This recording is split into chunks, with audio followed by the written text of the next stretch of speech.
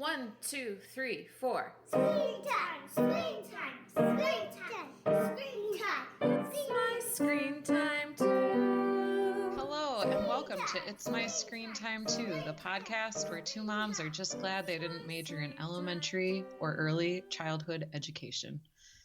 I'm Deborah. And I'm Katie. And I have a 8-year-old named Tony and twin 5-year-olds named Libby and Nate. And I have a 2.5-year-old named Jay. But seriously, do you think it would make it easier? If you had a background in early childhood education? Yeah. Yeah. I think they're good moms for sure, or good dads. You know, men major in those subjects also. Much love to all preschool teachers everywhere. Yes, you have our undying respect and bafflement as to how you do it and maintain your sanity. Yeah, totally. Have your kids done anything particularly adorable this week? This week, so it's been a really long time since I was 5. 5 is a tough age.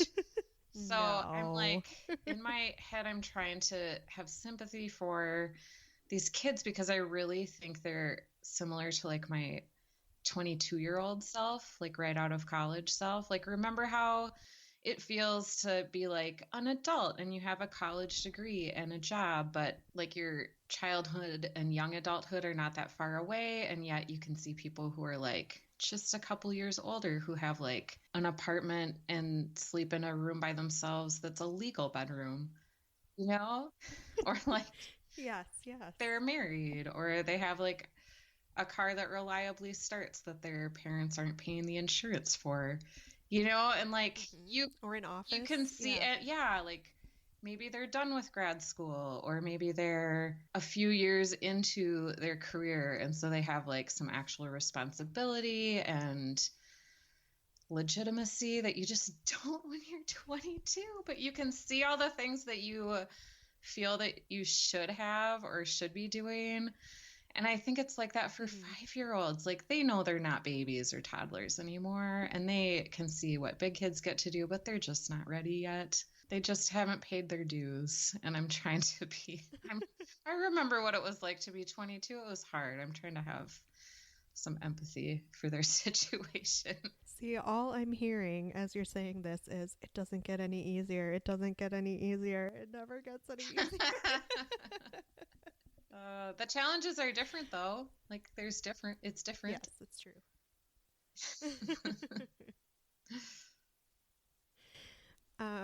Our challenges this week, we started potty training. Oh, boy. Yeah, so we did the 3-day potty training boot camp. For any non-parents listening, it's like a semi-common potty training method to do this weekend-long potty training boot camp. And so there's been a lot of pee and poop. A lot of pee and poop around the household around here. It's been awesome. But Jay did say something really cute the other day. When I asked him to come with me into the bedroom, he said, "Mom, whenever you ask me to go somewhere, we're always just going to the laundry room." Which, I have to ask, this is a little bit of a tangent already. You said something last week that I just on the last episode that I just breezed right by, and it didn't even fully hit me until I was editing the podcast. Do you really have laundry folding time? Like, do you have a set aside time during the day that is laundry time? Oh, it's not like in my calendar, but I do have like times that I'm usually folding laundry. Maybe it's because of all the peeing and pooping. I'm just buried in laundry right now. Yeah, I try to get it done during the day because like by the time my kids are in bed, I just don't have energy for anything except podcasting or like reading or watching an adult show. Or wine drinking. Yeah. How do you do it without your kids trying to help? Well, they can actually help a little bit. Like, they can put their own laundry away. So it does get better, Katie. It gets better. Oh, well, a day to look forward to. Have there been any changes to your screen time policy lately? No, we're still just having screen time on the weekends. But we were going out of town to see my parents. And so we checked out a bunch of DVDs for the van ride. there. So Mm-hmm. my kids are really excited to watch Captain Underpants for like the 35th time. They've seen that. That's the only movie they ever want to watch when it's family movie night right now. Oh man, so how many times have you seen it? A couple. A couple. I stopped paying attention.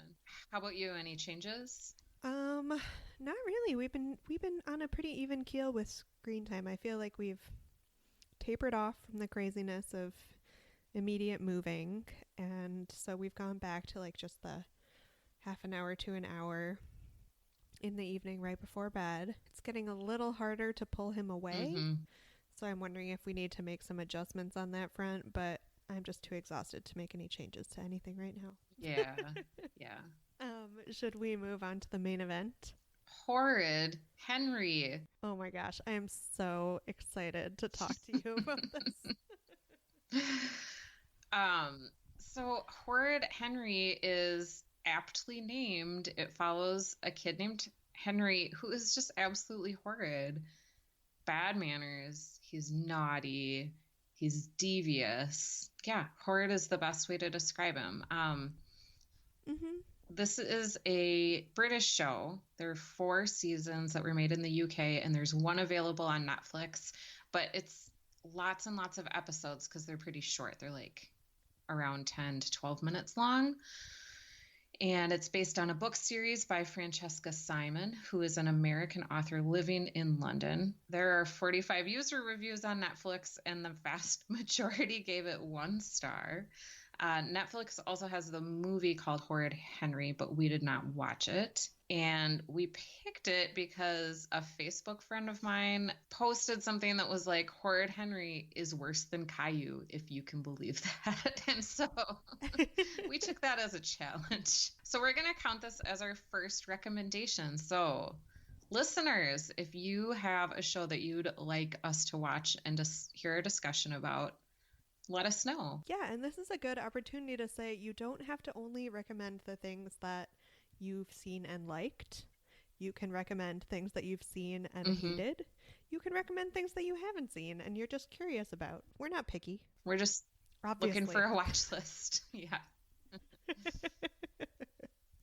So what did we watch? We watched, and these are all from the first season on Netflix. Episode 1, Horrid Henry's Hike. Episode 9, Horrid Henry's Christmas. And episode 44, Horrid Henry's Horrid Hamster. So we'll go through the episodes one by one, and then we'll move on to more general thoughts about the show. So I have to say just really quick before I do my summary of the pilot episode, sometimes when we're watching a show and you can tell that like they're half segments that may have aired as a full half an hour, instead of just watching 3, we'll watch 6. Just because we figure it's the same amount of time invested, and we did not do that in this case, and I am so glad. Yeah, me too.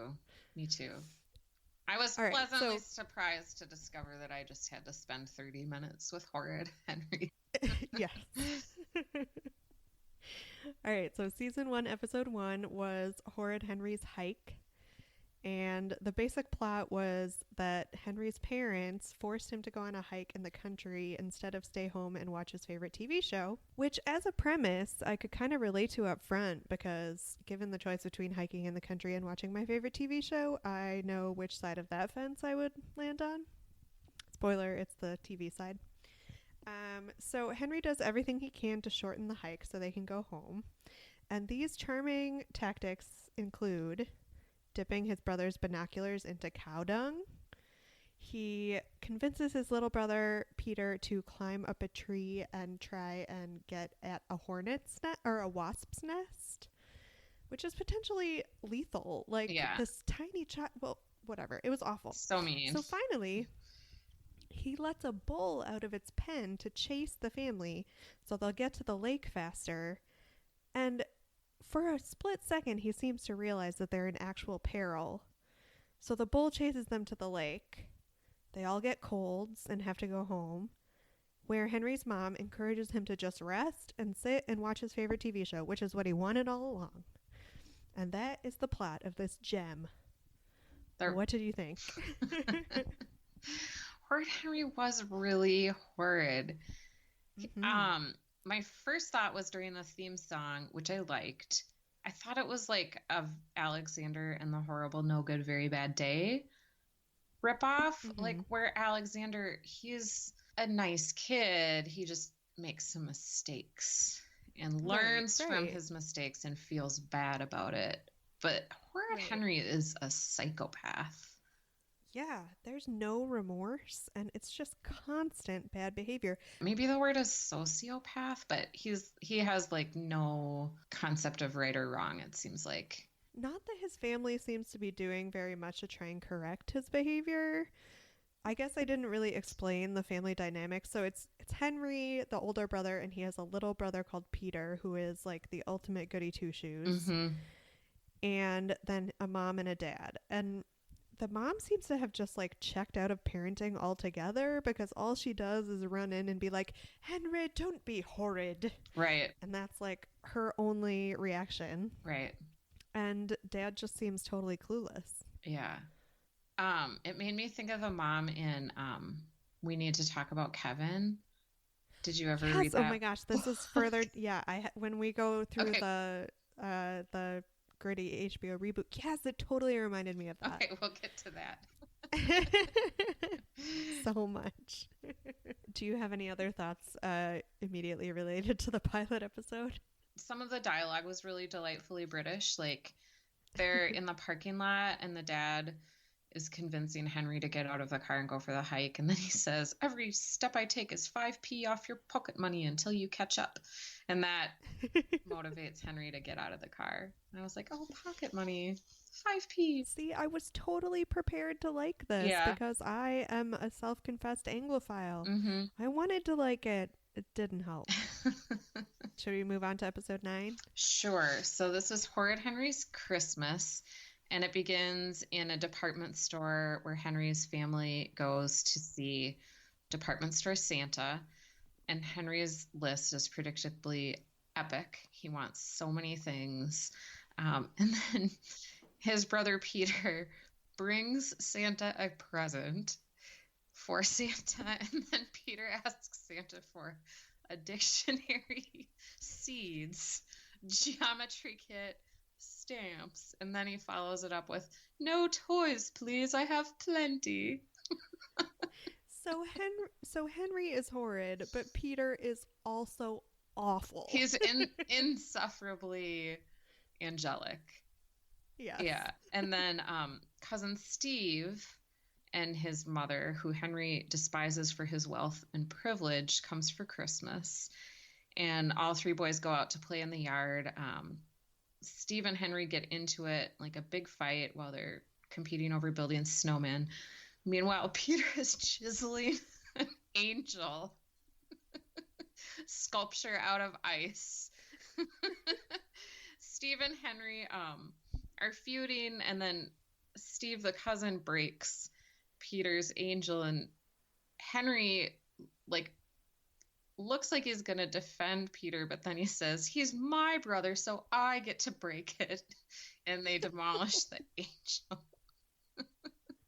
And then in the middle of the night, Henry sneaks down and switches all the tags on the presents because he wants to get what Steve is getting from Santa, and it confuses everybody on Christmas morning, and nobody really ends up with what they want. Except Henry ends up with the present that he wanted, which is this horrible present. As a parent, I couldn't believe this thing actually exists, or that any parent, even a super rich parent, would buy it for their kids. The galactic goo shooter. Right. It essentially just shoots green gunge all over everything in a way that looks really difficult to clean up. Yeah, terrible present. I thought of you and your aversion to glitter when I saw it. Also, have you seen thinking putty in stores?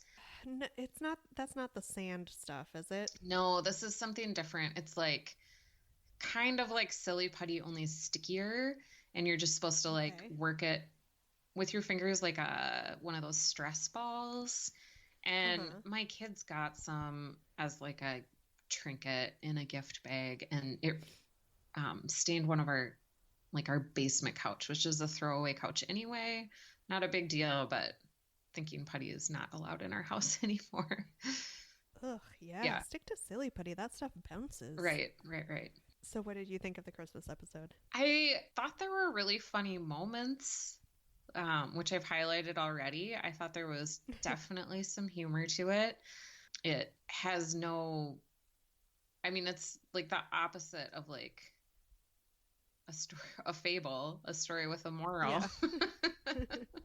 Because if ever there were an episode where Henry was going to redeem himself, it would be the Christmas episode, wouldn't it? Right. And he does not. And I mean, if this show were more like Alexander, as you were talking about before, they would want us to be on Henry's side, and it would make the whole Peter being insufferable more appealing. Like, it doesn't really offset Henry's horridness. Mm-hmm.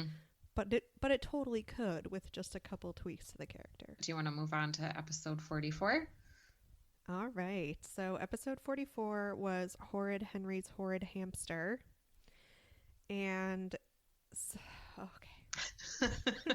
So Henry is stuck on what to bring for show and tell. So he brings his hamster, Fang, who is just as horrid as Henry. We are introduced to Fang when he's like literally gnawing on Henry's finger, which is something that I guess Henry encourages. So Henry takes Fang to school just like in his pocket because he's a kid. And Fang escapes his pocket and wreaks havoc in general at the school. The administrators all think it's a rat, and they chase him around the school while Henry follows, trying to rescue him. Ultimately, he gets into the cafeteria and causes a mass panic where the administrators succeed in chasing Fang into a cage, but Henry starts a food fight as a distraction and ultimately rescues Fang, who says thank you by savagely biting Henry's finger. And that's about it. And my first question upon watching this episode is, knowing that you are not in general a pet family, where do you stand on hamsters as pets? I don't want one. I don't want one. I don't want anything Like that lives in a cage. Okay. So if your kids were ever like super nagging you about getting a dog to the point where you felt like you were going insane and you had to give them something, you wouldn't resort to a hamster, which is, I feel like, the only reason people buy hamsters. Yeah, no, I feel like we're not going to get like a consolation prize pet. Yeah. You'll just give in someday. Probably. I had a roommate in college who had a guinea pig, and it was just so stinky. And they're rodents. Not my favorite. Yeah, agreed. Can you remind me? I didn't take very good notes. What did Peter bring for show and tell? His dried flower press. Oh, that's right. Solid choice. I did think that it was funny that Henry had so Peter's teacher was young and pretty and really nice. And then Henry had this teacher who was like wizened and crabby and unattractive and shrill. And I thought that was kind of funny. I'm thinking about my own like elementary school experience, and I kind of think that's a little bit how it goes. Mm-hmm. Because you have like their young, energetic teachers in kindergarten and first grade. Or I guess even if they're older, they have like a generally chipper demeanor. Mm-hmm. And they definitely got crabbier as I got older. I had a substitute. I didn't have any mean elementary school teachers, but we had a substitute who was pretty ancient and was just from a different era. And she would walk around the room, and if you were like making a noise out of turn or misbehaving in any way, she would like wrap her knuckles on the top of your head. That is old school. Yeah. I'm glad she didn't get out her ruler. And it was like 1986. It wasn't like 1956. Right. And it hurt. But it only had to have it happen once, and then you didn't mess around again. That's the idea behind corporal punishment, I guess. Again, Henry's teacher, like, that was another instance where oh, if they had just tried a little harder to make Henry sympathetic, you could have felt bad for him because even his teacher was like, ugh, you're horrid. Like, no one's trying to help Henry anymore, but turns out he doesn't really deserve it. Right. So, general thoughts on the show. I'm curious. I would just like to explore the Henry and Peter dynamic a little more. So you had 4 kids in your family, so it's different than when there's just 2. But were you like the compliant child or were you the naughty child? Oh, I was definitely the compliant child because I am the second middle child. Mm-hmm. And the middle child has a reputation for rebellion. Mm-hmm. And my older sister, the first middle child, totally did that. So then there was like nothing left for me. So I was just the boring one. How about you? Because you just have your brother. Yeah, and he was definitely got in trouble way more than I did. Were you chiseling angels? I was definitely more agreeable, but I don't think I was like good and he was naughty. I think I was just more quietly subversive. And he was like loudly defiant. I like that. It would totally suck to grow up with Peter for a brother. Like, he seemed genuinely, well, we've said it before, insufferable. It would have been so easy to make us sympathetic towards Henry, and they just chose not to, and I don't understand why. Much like I don't understand the appeal of the anti-hero in general. Well, we've talked about this before. If there's not a character I can root for, I'm just not there for it. Is this maybe this might just be a distinction between like British children's television and American children's television? And so the New York Times just ran an article about some playgrounds in England being built like unsafe on purpose because so there's a backlash against like safe playgrounds because traditionally like the British have been very hardy, and like they're worried that the nanny state is like coddling the children too much, so now they're building playgrounds that just have like loose bricks and like 2x4s laying shards of around. glass sticking up everywhere. And kids are supposed to figure out what's safe and unsafe on their own. And I don't know, maybe children's television, maybe we're just used to children's television being like way more saccharine. Yeah. I don't know. Do British people or British kids like really enjoy Horrid Henry? They might. I mean, the books at least are crazy popular. Like, they've won awards. I've not read any of them, so I don't know if Henry is as horrid in the books as he is in the show. But you're right. Maybe it is just a major cultural difference in expectations. Mm-hmm. It's interesting. The only other British show we've watched is Peppa, right? Right. And we kind of got a similar sense from her. Like, she was pretty bratty. Mm-hmm. Yeah, definitely. Now I'm interested. Maybe we need to seek out some more British shows to see if this is like a through line. Mm-hmm. Mm-hmm. I think so. Plus, I love the accents, so one is bound to be a hit eventually. This is jumping ahead a little bit to the animation style, but I loved how everybody had ruddy cheeks and noses, just like white people in England do naturally. I enjoyed that. In that sense, it was very accurate. I also felt like they did a pretty good job of representing different regional British accents. Like, all of their voices didn't sound the same. Mm-hmm. It seemed like, particularly with the teachers in the school, you had people from a bunch of different places there, which I thought was nice. Yeah. It did make me wonder if, like, I'm inclined to cut British products more slack because I like the way they sound. Like, I was thinking about how I watched the entire series run of Downton Abbey, even though it became pretty darn bad towards the end. Okay. Like, I had to stick it out. Whereas I'm not generally a completist. Like, I've let shows go before, and I don't feel too much remorse about it. Would I have stuck with it as long if they were all running around with American accents? Probably not. Some combination of the accents and the clothes, probably in that case. So you said that you liked the theme music. I did like the theme music, and I also liked score of the show, did you notice? So it's like an orchestral score, but then whenever Henry is like the main source of the action, then there's like an electric guitar that's like like I did not notice signifying that. like he's gonna be up to no good or he's being naughty. And then Peter was always accompanied by like an upbeat cello solo. Oh. I noticed this mostly in the Christmas episode because it seemed like whenever Cousin Steve was in the picture, then there would be like a bassoon, kind of ne'er-do-well bassoon line. So I thought that the score was really well done.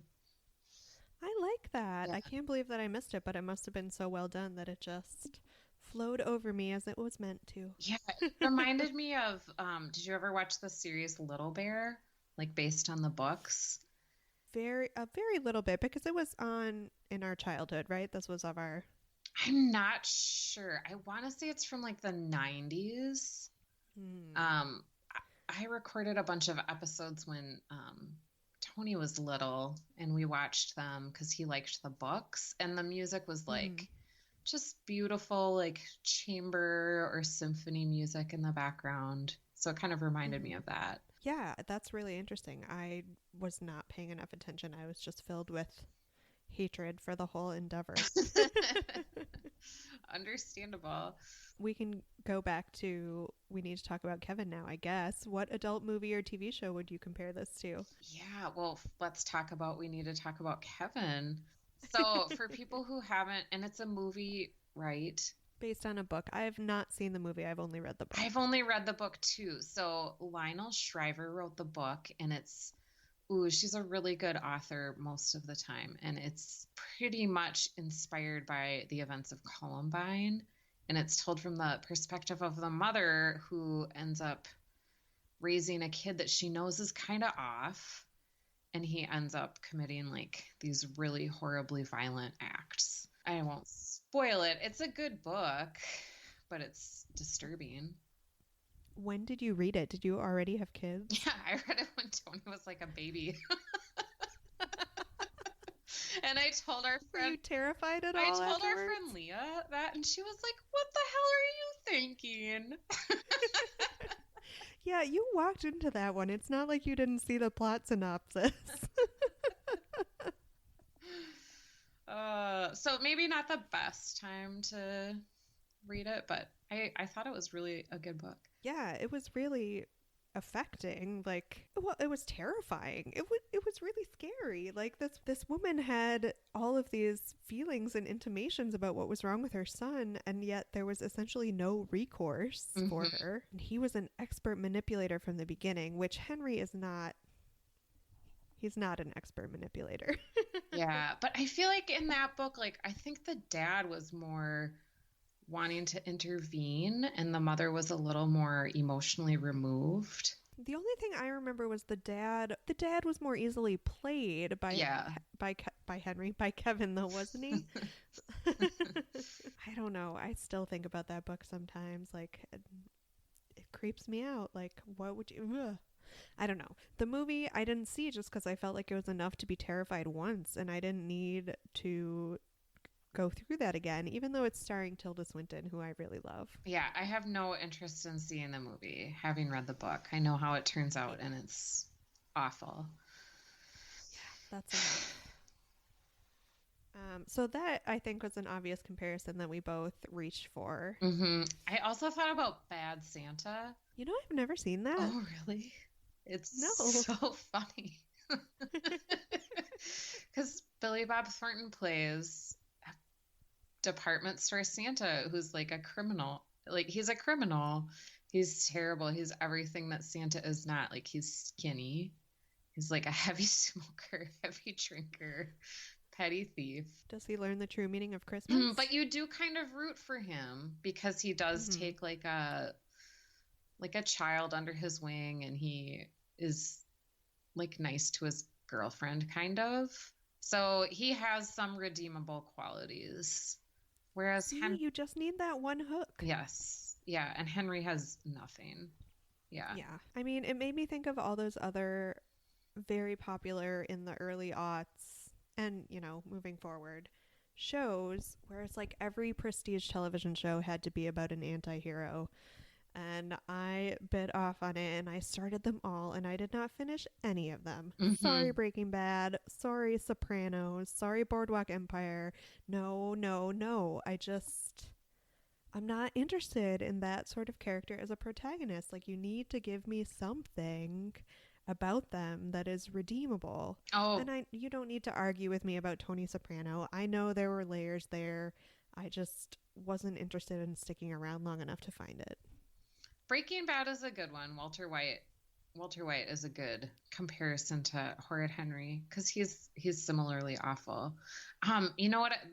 You listing all those shows also makes me think of Sawyer from Lost. Remember him? And you find out that he's just like a con man running a long con, and which is kind of disappointing. But like he's so handsome that I guess that's maybe his redeemable quality. No, but then they try to make him nice. They give him a whole romance with Kate and then with Juliet at the end. I mean, I was really invested in the whole Sawyer Juliet thing because I made it to the end of Lost. All the way to the end of Lost. Yeah, that was a super disappointing end to a show. That may be one of the worst. So did you cast the gritty HBO reboot? I would like to see somebody like Glenn Close. I mean, she's so good at playing villains. That's kind of not a stretch for her, but I would like to see something where she's like the evil sister and then Diane Weist. Is that how you say her name? Yes. It's like I think is it Weist? I don't know. I just think of Diane Weist in Searching for Bobby Fischer, where she plays like the teacher and she's like so soft spoken and gentle, like that version of Diane Weist. Well, she was like the mom in like every iconic 80s movie. Wasn't she the mom in Lost Boys? I'm not sure, but she was in Edward Scissorhands, wasn't she? Yeah. Yeah.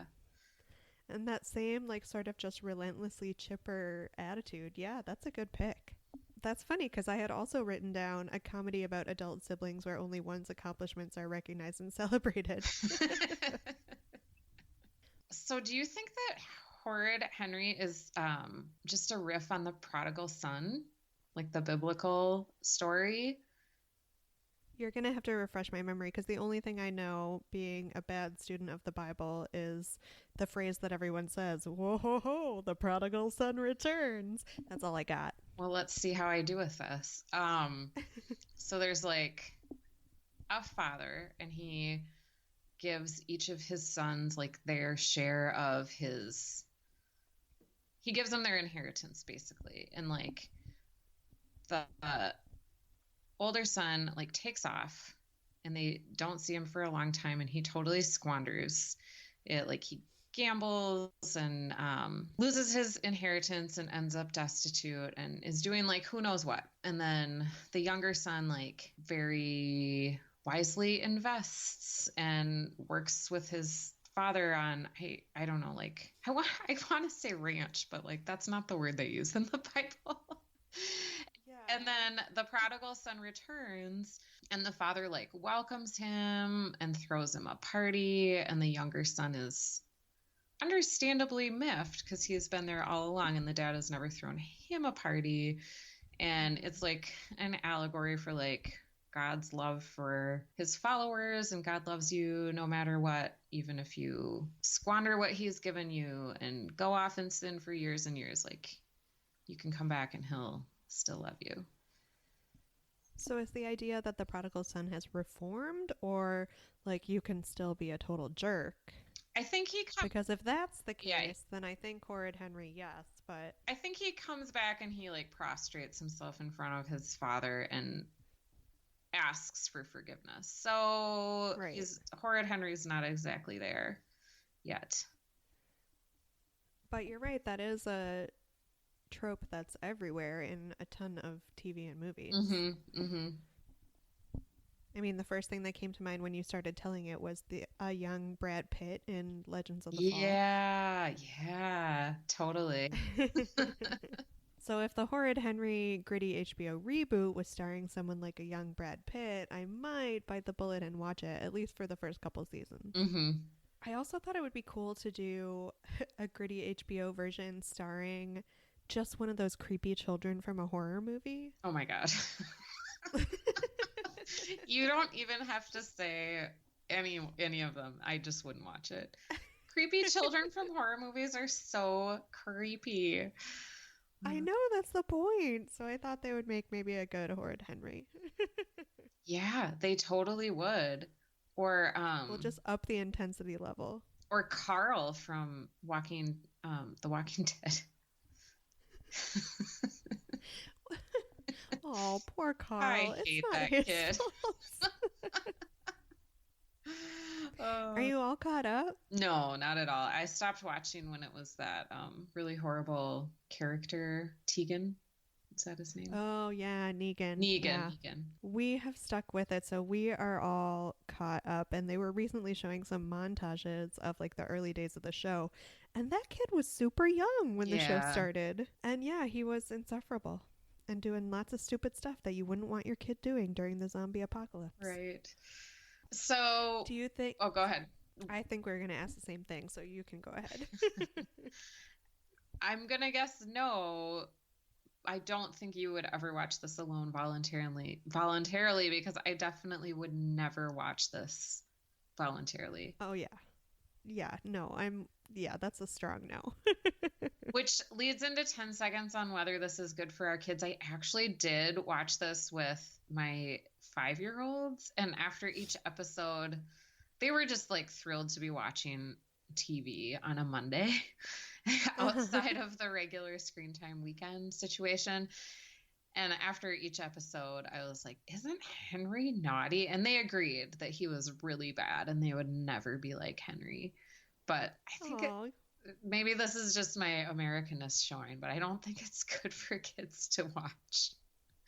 Yeah, I agree. And again, maybe this is because we're coming from the perspective of parents and we're obviously concerned about not raising our kids to be little jerks. Mm-hmm.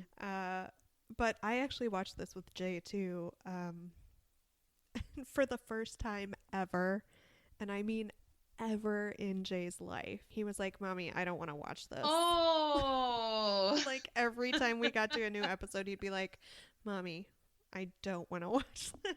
Oh. You're like, I have to watch it for my podcast. Yeah.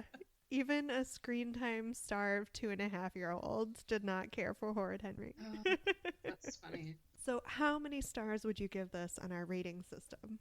I'd still probably give it a 3. I mean, it's the character Henry is horrible, but I thought like I liked the animation, I liked the music, I liked the accents. Like I think it's still a well done show. Wow, 0 stars. Well, do you have any other thoughts on Horrid Henry? I don't. I think we covered it. All right, friends. Thanks for listening. Oh, wow, I sounded like a preschool teacher just then. Okay, friends. Thanks for listening to this episode of It's My Screen Time Too. Please take a minute to rate and review us on Apple Podcasts or wherever you get your podcasts. You can find us on Facebook to continue the conversation at facebook.com/myscreentime2. And that is also where you'll find out what we're covering in our next episode if you want to watch along with us. That is when I have my act together enough to post it early, which I promise I will try to do more often. You can also tweet us with show or movie suggestions or general comments at myscreentime2, or you can email us at myscreentime2@gmail.com. Our theme music was composed and performed by Deborah and her adorable children, and our podcast is produced by me, Katie. Tune in next time for more real talk about the movies and TV beloved by kids and tolerated by parents. Bye! Bye. My screen time too. I will let you know that I have both animals in the room with me as I'm recording, so if there are strange noises, it's not me, I swear.